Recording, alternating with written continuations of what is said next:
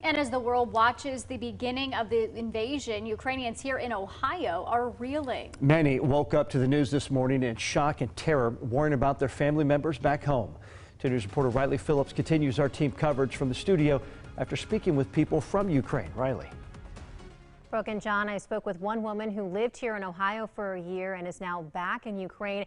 And she actually talked to me in the dark. The only light was from her computer screen because she did not want her home to be a target.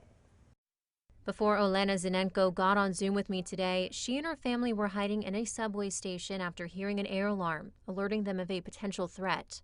Scared, but I tried to take some calm medicine and not to be in panic, because panic is not a good advisor. She lives in Kharkiv, which is in the eastern part of Ukraine, about 25 miles from the Russian border. She and her husband woke up to the sounds of war Thursday morning and contemplated leaving. Then we decided to stay at home, and our government recommended to stay at home if we have no plan. She says she's feeling a range of emotions right now.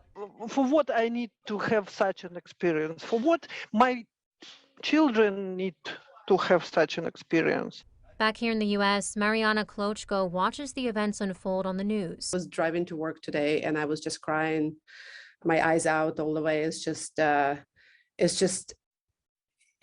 a shock, and it's an understanding of the tragedy, something on the same level as the tragedy of the World War II. She is from Ukraine and has lived in the U.S. for the last 20 years, becoming a professor at The Ohio State University. She is shocked and worried. It's basically autocracy versus democracy, human rights values versus a complete empire of evil and complete disregard for the rule of law and the human life.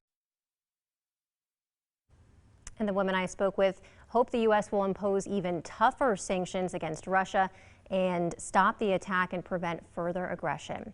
Live in the studio, Riley Phillips, 2 News, working for you.